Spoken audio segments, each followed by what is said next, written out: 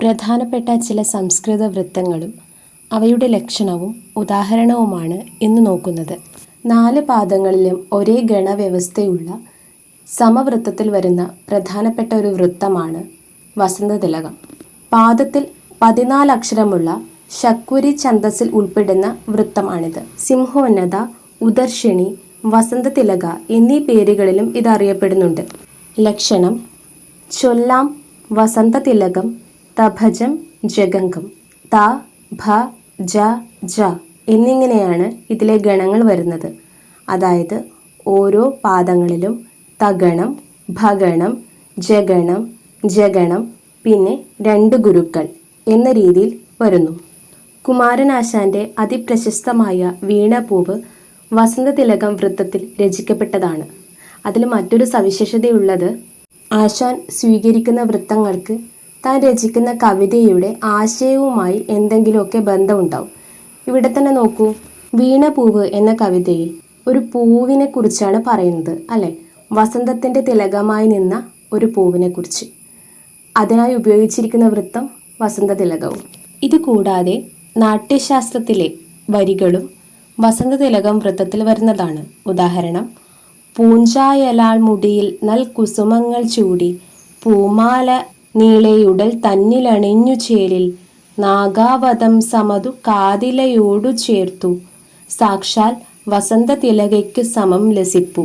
മറ്റൊരു പ്രധാന സമവൃത്തമാണ് ഇന്ദ്രവജ്ര. ഇതിൻ്റെ ലക്ഷണം: കേളീന്ദ്രവജ്രയ്ക്ക് തതം ജഗംഗം. അതായത് ഗണവ്യവസ്ഥ തഗണം, തഗണം, ജഗണം, ഗുരു, ഗുരു എന്ന നിലയിലാണ് വരുന്നത്. 4 പാദങ്ങളിലും ഇതൊരുപോലെയായിരിക്കും. ഉദാഹരണം: കാർ കൊണ്ടു മിണ്ടാത്തൊരു കൊണ്ടൽ പോലെ, കല്ലോലമില്ലാതെയൊരു മാഴി പോലെ, കാറ്റിൽ പെടാ ദീപവുമെന്ന പോലെ, നിഷ്പന്ദമായി പ്രാണനടക്കി വച്ചും. കുമാരസംഭവത്തിലെ വരികളാണിവ. മറ്റൊരു ഉദാഹരണം നാട്യശാസ്ത്രത്തിൽ നിന്നും കാണാം. നോക്കാൻ പ്രയാസം തടയാൻ ഞെരുക്കം, പാട്ടിൽ പെടില്ല കഠിനം സ്വഭാവം, എല്ലാ നിലയ്ക്കും നിരൂപിച്ചു കണ്ടാൽ നീ കാമതന്ത്രത്തിലൊരിന്ദ്രവജ്രം. ലക്ഷണത്തിൽ ഇന്ദ്രവജ്രയോട് ചേർന്ന് നിൽക്കുന്ന മറ്റൊരു വൃത്തമാണ് ഉപേന്ദ്രവജ്ര. ആദ്യത്തെ ഗണത്തിന് മാത്രമേ ഇതിൽ വ്യത്യാസം വരുന്നുള്ളൂ. ലക്ഷണം: ഉപേന്ദ്രവജ്രയ്ക്ക് ജതം ജഗംഗം. ഗണവ്യവസ്ഥ ജഗണം, തഗണം, ജഗണം, ഗുരു, ഗുരു എന്ന നിലയിലാണ്. ഉദാഹരണമായി കുമാരസംഭവത്തിലെ ഈ വരികൾ നോക്കൂ.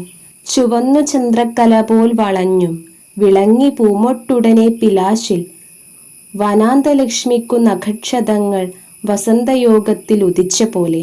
ഇത് ഉപേന്ദ്രവജ്രയ്ക്ക് ഉദാഹരണമാണ്. മറ്റൊരു വൃത്തമാണ് കുസുമമഞ്ജരി. ഇതിൻ്റെ ലക്ഷണം: രം നരം നരനരം നിരന്നു വരുമെങ്കിലോ കുസുമമഞ്ജരി.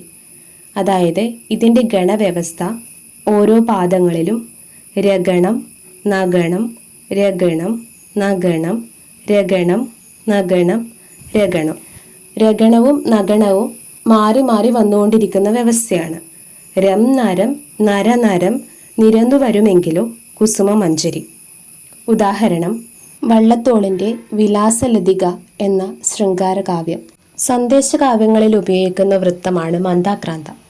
മന്ദാക്രാന്ത വൃത്തത്തിൻ്റെ ലക്ഷണം: മന്ദാക്രാന്ത മഭനതതകം നാലുമാറേഴുമായി ഗം. അതായത് ഇതിൻ്റെ ഗണവ്യവസ്ഥ മഗണം, ഭഗണം, നഗണം, തഗണം, തഗണം, ഗുരു, ഗുരു എന്ന തരത്തിലാണ്. ഉദാഹരണത്തിനായി: പാലിക്കാനായി ഭുവനമഖിലം ഭൂതലേ ജാതനായി കാലിക്കൂട്ടം കലിതകുതുകം കാത്ത കണ്ണന്നു ഭക്ത്യ, പീലിക്കോലൊന്നടിമലരിൽ നീ കാഴ്ചയായി വെച്ചിടേണം മൗലിക്കെട്ടിൽ തിരുകുമതിനെ തീർച്ചയായി ഭക്തദാസൻ. 2 വീതം പാദങ്ങൾ, അതായത് 1ഉം 3ഉം 2ഉം 4ഉം പാദങ്ങൾ ഒരേപോലെ വരുന്ന അർദ്ധസമവൃത്തങ്ങളിൽ പെടുന്ന ഒന്നാണ് വിയോഗിനി.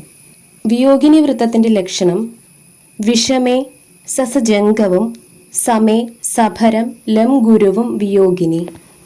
അർദ്ധസമവൃത്തങ്ങളിൽ എങ്ങനെയാണെന്ന് വെച്ചാൽ 1ഉം 3ഉം പാദങ്ങളെ, അതായത് ഒരുപോലെ വരുന്ന 1ഉം 3ഉം പാദങ്ങളെ വിഷമപാദമെന്നും ഒരുപോലെ വരുന്ന 2ഉം 4ഉം പാദങ്ങളെ സമപാദങ്ങൾ എന്നുമാണ് പറയുന്നത്.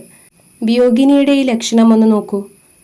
വിഷമേ സസജംഗവും, അതായത് വിഷമപാദത്തിൽ 1 3 പാദത്തിൽ സഗണം സഗണം ജഗണം ഗുരു എന്ന രീതിയിലും സമപാദങ്ങളായ 2 4 പാദങ്ങളിൽ സബരം ലം ഗുരു, അതായത് സഗണം ഭഗണം രഗണം ലഘു ഗുരു എന്ന രീതിയിലുമാണ് ഗണങ്ങളുടെ വ്യവസ്ഥ. ഉദാഹരണം: കരുണാമൃത ധോരണിക്കഹോ വരുണാവാസമതായ ദേവത അരുണാധരി വാണിയെന്നുമേ തരണം മേ പ്രതിഭാഗുണങ്ങളെ.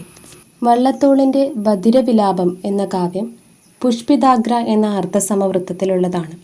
ഇതിൻ്റെ ലക്ഷണം നനരയ വിഷമത്തിലും സമത്തിൽ പുനരിഹ നം ജജരംഗ പുഷ്പിതാഗ്ര.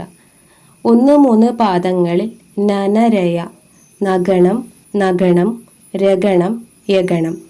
2 4 പാദങ്ങളിൽ ന ജ ജ ര ഗു, അതായത് നഗണം ജഗണം ജഗണം രഗണം ഗുരു. 4 പാദങ്ങളിലും വ്യത്യസ്ത ഗണങ്ങളുള്ള കൂട്ടമാണ് വരുന്നതെങ്കിൽ അത്തരം വൃത്തങ്ങളെയാണ് വിഷമവൃത്തം എന്ന് പറയുന്നത്. ഉദാഹരണം: ഉദ്ഗത, സൗരഭ മുതലായവ. ഈ വൃത്തങ്ങളിൽ പൊതുവെ കൃതികൾ രചിച്ച് കാണപ്പെടുന്നില്ല.